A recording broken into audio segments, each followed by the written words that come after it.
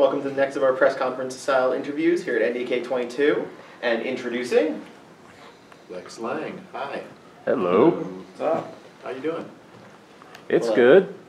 I'm Marcus from Jojo and Creativity by Design LLC, and I am Sam. I'm also from Kaiju Kami and Creativity by Design LLC. I'm PJ with NerdFeed. Okay. I'm Jim. This is Chris. We're from the Game Slave. All right. My name's Philip. I'm with AreaDMG.com and DMGIce.com. Cool. I'm Bo. This is JP. We're with Slick Radio. Slick Radio? Okay, Yeah. Cool. Very cool. And we'll just go Down, down, across down, bing, bang. Yeah. Okay. just to start off right away, what can you tell us about the Love Planet Foundation? What influenced you to do this, and where can people go to donate this? Do they have to go to events, or can they do it online? Well, Love Planet Foundation, we started about, I want to say 19 years ago. It was originally what they call a project of another organization called the Social and Environmental Entrepreneurs. And as a project, we went out to different school districts and we did in-school programs that taught children things like world water awareness, just their own water use, taught them about diversity of culture, so you know where different foods come from, where different music comes from. Taught them about mindfulness, about diversity, and also acceptance of people, whether you know, big, tall, short, small, fat, thin, black, white, gay, straight, trans, anything, you know, all the different categories of human being, and just teach them, you know, that we're on a big planet and it's all one planet, and that our slogan is One Love, One Planet, Love Planet Foundation.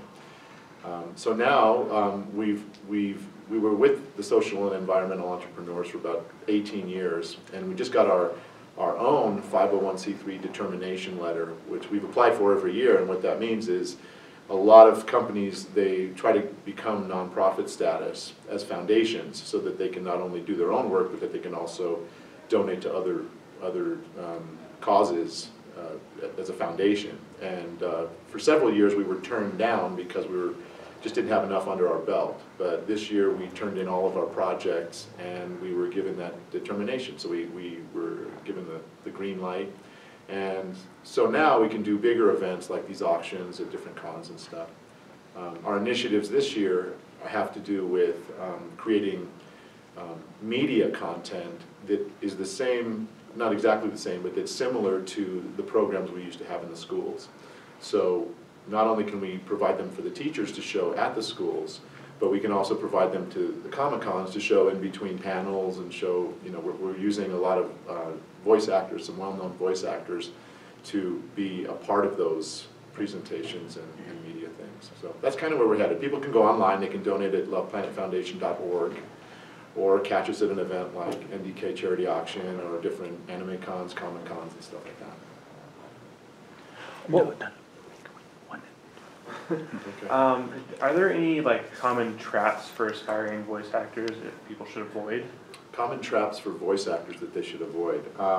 Believing other people when they say it's hard to break into this or hard to break into that, that would be the #1 trap to avoid. And I guess that's true with any career you want to go into. There's always going to be the naysayers that say, oh, it's too hard to break into loop groups or in animation, or it's difficult to break into anime, it's all a click or whatever.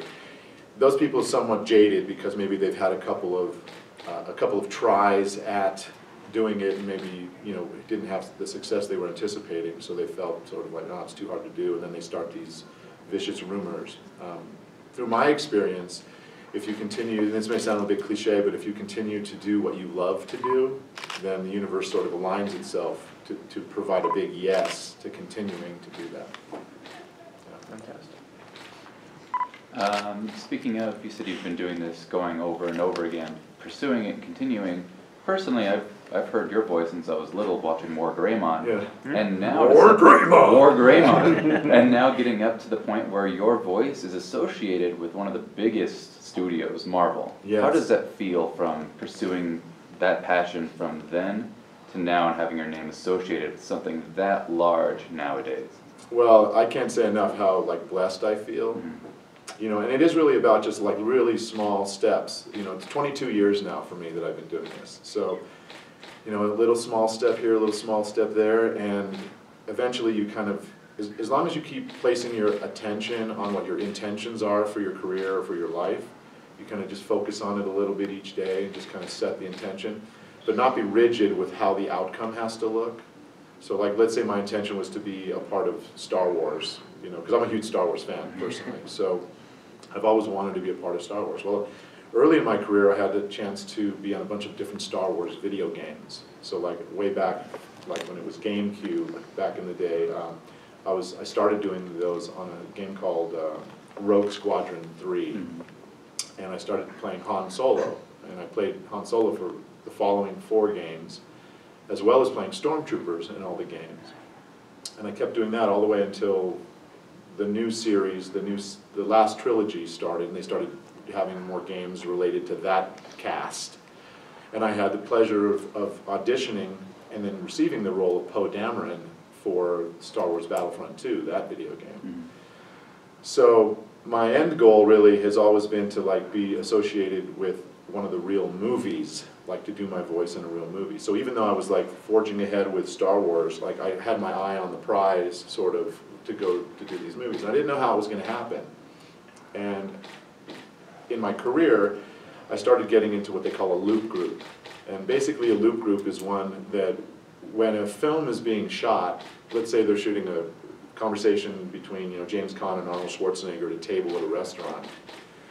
Well, they shoot the close-up shot, they shoot the 2 shot, they shoot a wide angle, they shoot over the shoulder of Caan, they shoot over the shoulder of Schwarzenegger, they have like all these different shots. And the extras that are in the background, they're all completely quiet. Even though they're in the background going, they're doing that. And the reason they're all being totally quiet is because if they were making noise and that sound was in the background, every time they cut from one shot to the next, to the wide, to the tight, to the all that, it'd be like, you'd hear all these audio cuts. So the extras are quiet. When they finished editing the whole film, they bring in what's called a loop group. And that loop group does all the background voices. The bartender saying, here you go, ma'am, or whatever, just like all the little incidentals, like all the police radio thing you hear, anytime there's a newscaster on television, anytime there's like a character that maybe has a mask on or something, like in the Marvel type movies, you hear that that's a voice actor from a loop group. So I started doing looping for a loop group leader named Johnny Gidcombe, who was a real well-known loop group leader out there. And I started doing a lot of the Marvel films, starting with Iron Man 3, I believe, and I've been in every single Marvel film since then in the loop group. I also specialize in doing animal sounds and creature sounds and things. So I was brought in by him to do all the primates in the last 2 Planet of the Apes movies. So it was me and like 3 other people that did all the primates. And so, because, you know, I have a stretch of, say, 15 years of doing Star Wars games and 15 Marvel films and a variety of other things in my career, I was given the opportunity to audition for some of these Star Wars films.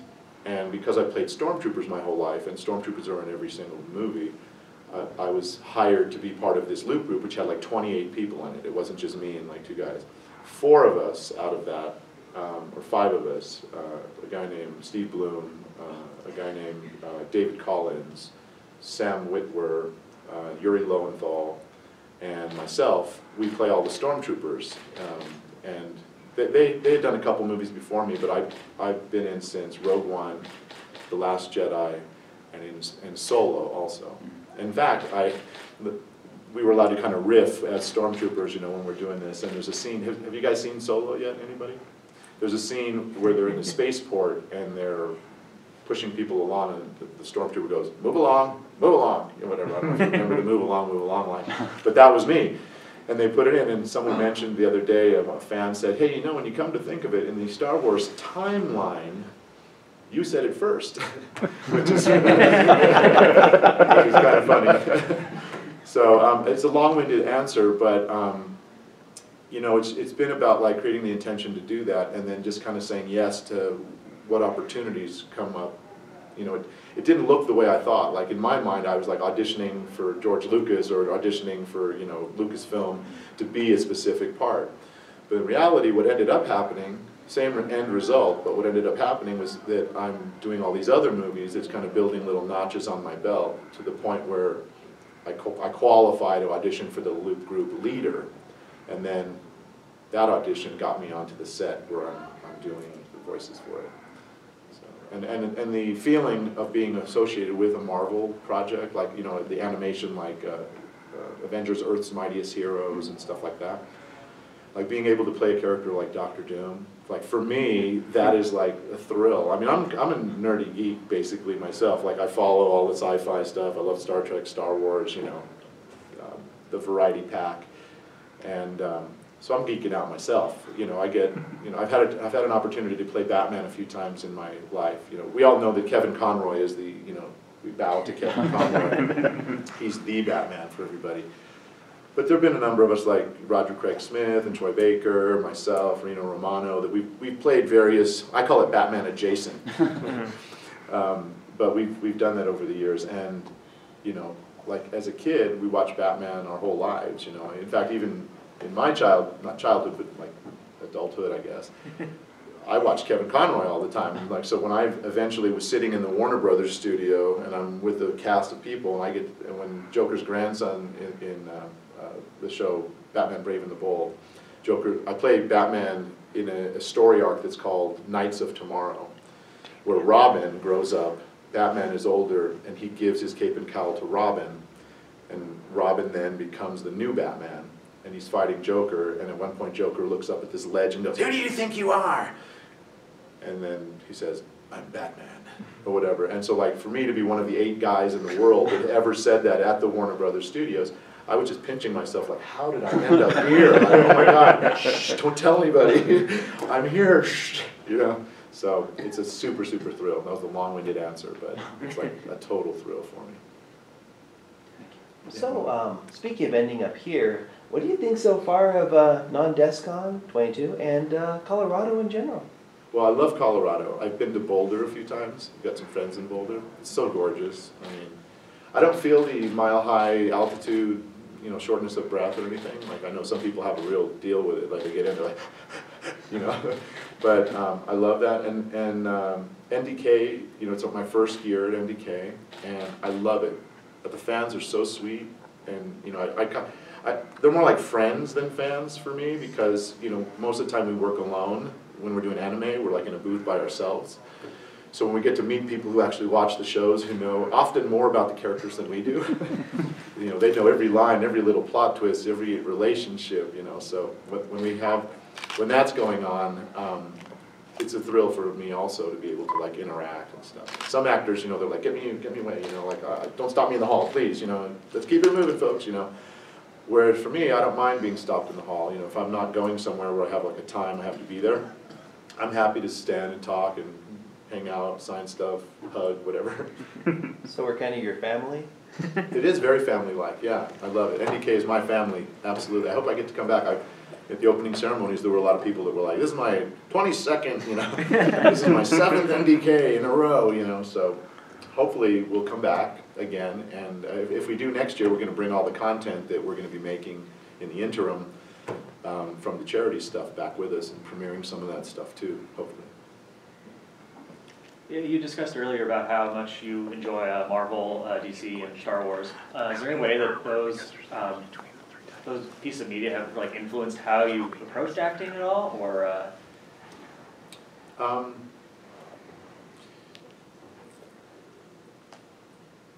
Well, you know, the only way that I would say that like those pieces of media affected my approach is they made me more aware of what's called the hero's journey.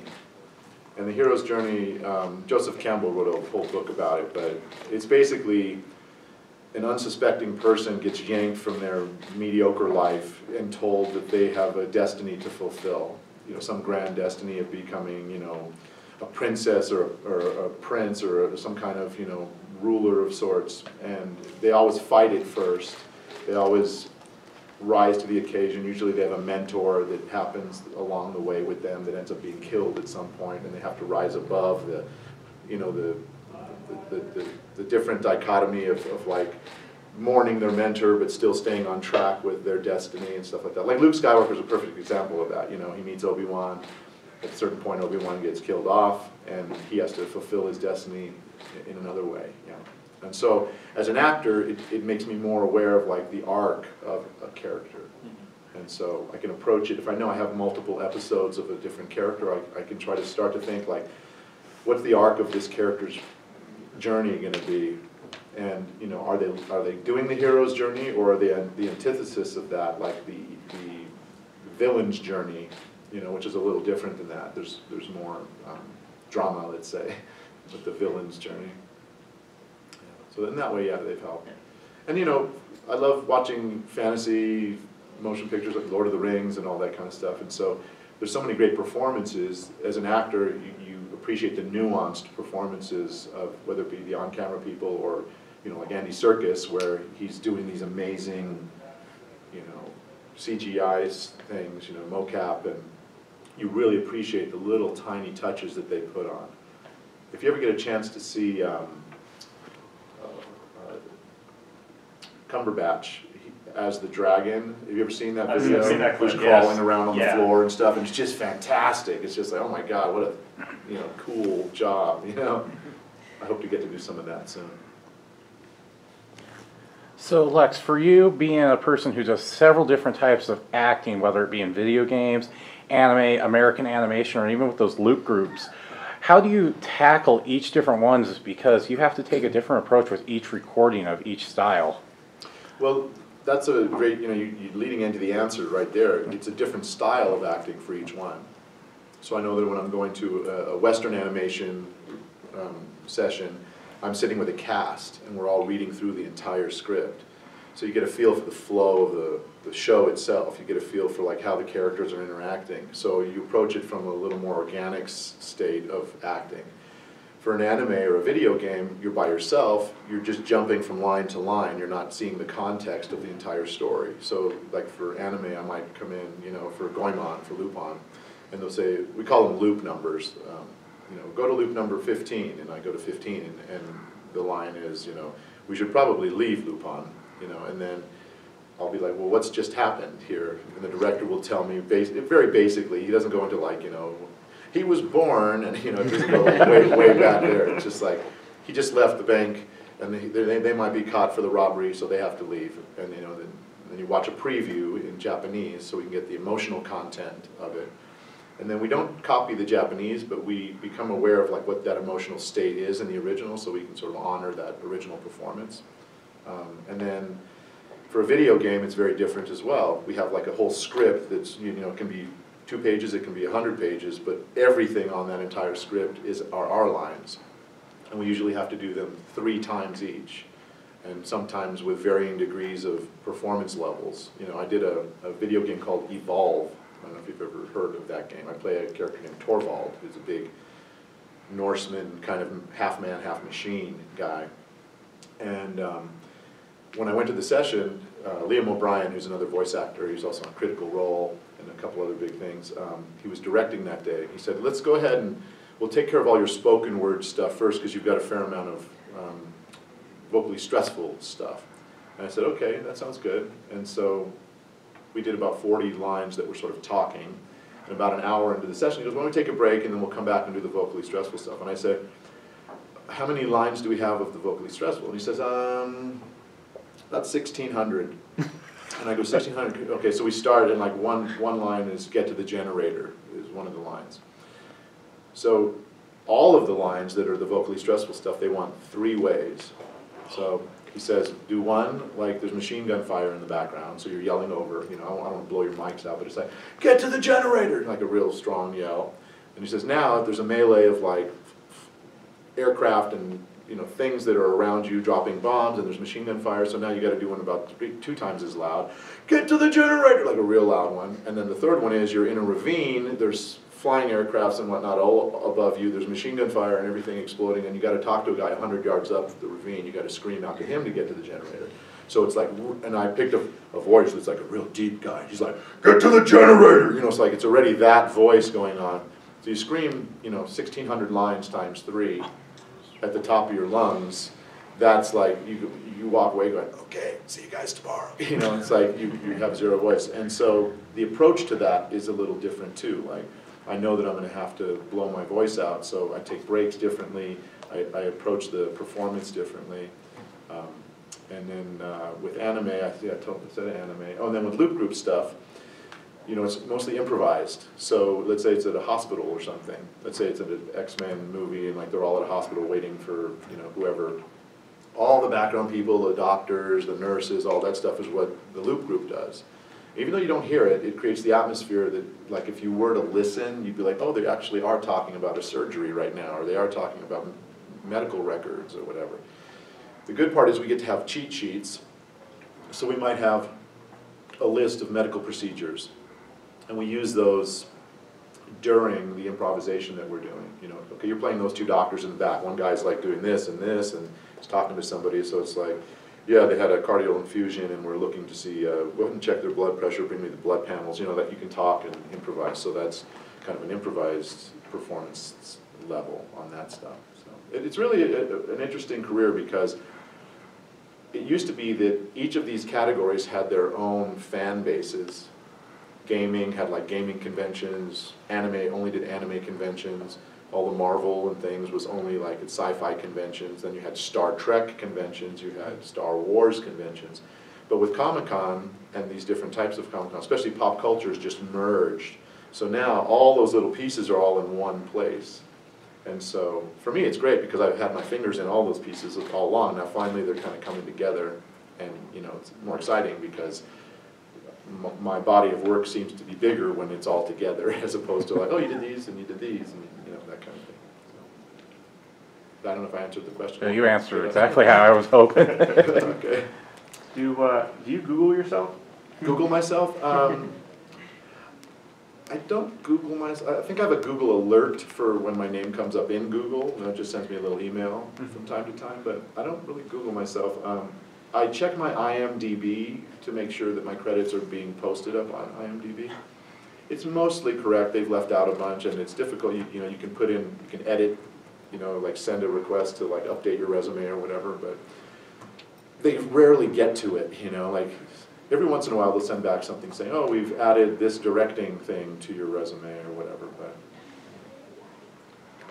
So, you know, I think at about the frequency that anyone would Google themselves is probably about right. We've talked a lot about how you tackle characters, and we've also mentioned how you've watched other people tackle, like Benedict Cumberbatch tackle the dragon. Mm-hmm. I'm curious of how you change from the charisma and charm of Sonosuke, Goemon, or Neocortex to a guttural, instinctual thing like a demon or a creature that you so often do. What is the different takes on portraying a character versus a creature?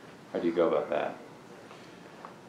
Well, the first thing about creatures is that as an actor, just myself, I realize that it's like a different species, you know, a different animal altogether. So there's a human being performance where like you have character, you have like what their fears are, what their goals are, you know, like you kind of shape the character a little bit.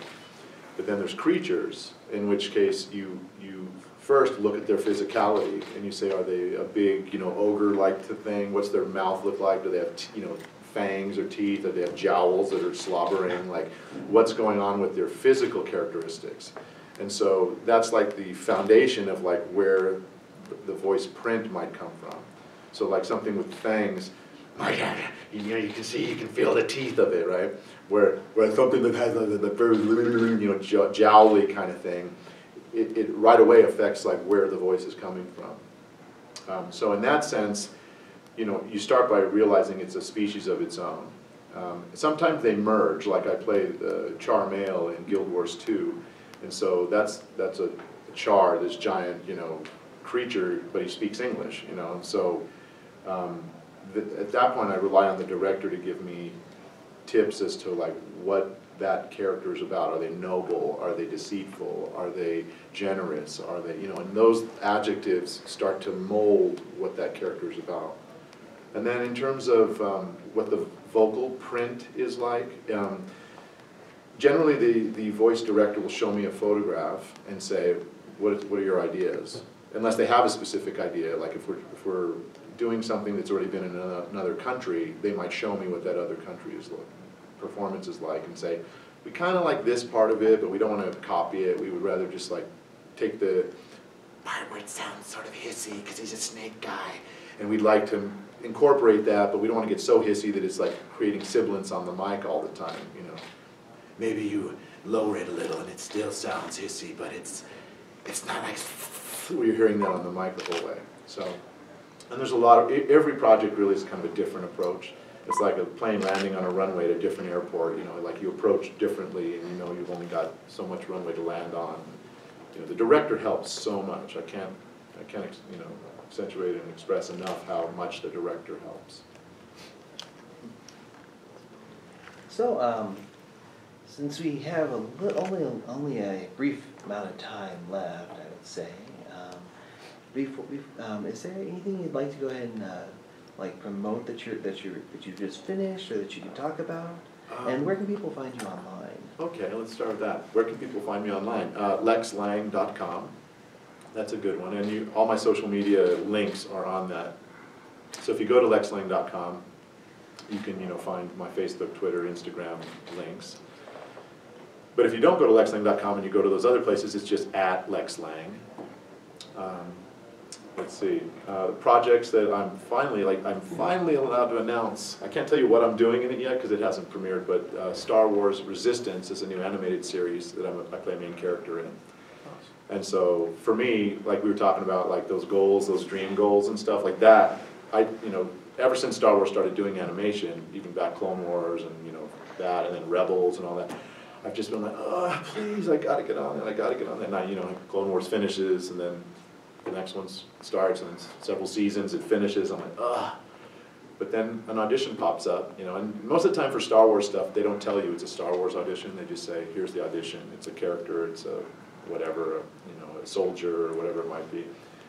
And then when you get the news, it's like, awesome, I can't tell anyone for 2 years. Do they still use code names like Blue Harvest? Yeah, they still use code names. And the code name for this one was called, well, first it was called X, just the letter X. and then it was called Zero. When I did another cool code name, when I did the Solo movie, their code name was Red Cup. You know the Solo Red Cup? Yeah. Nice. So, what else? What was the first part of that question? Oh, it's just like if there was anything you'd like to promote that you've finished that you can talk about.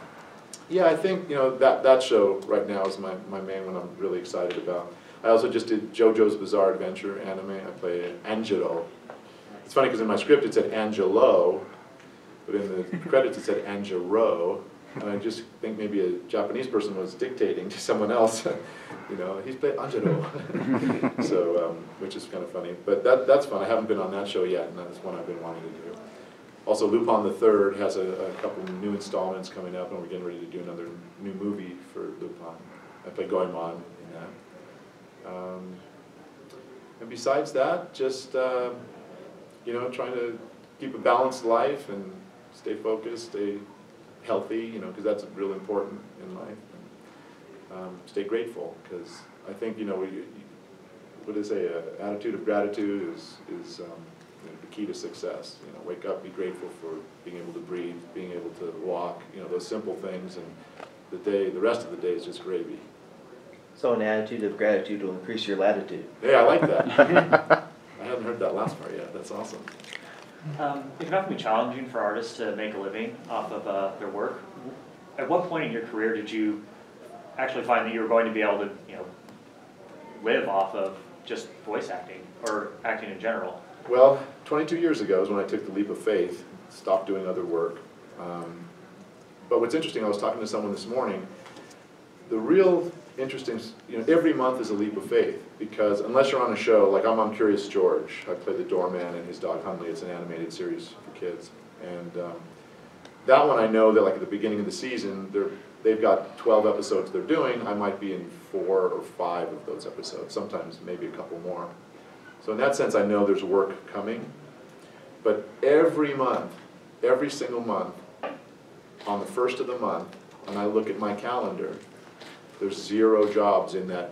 There's nothing. So I look at the calendar and go, I need to make my entire rent, my food, my insurance, my, you know, like there's a whole list of every month that you need to make. Everyone has their monthly nut, so to speak. And so after doing that for like, I don't know, probably 10 years, I finally thought, okay, well, somehow the universe has said yes, that this is a good career path for me. It always provides me either the audition or the work.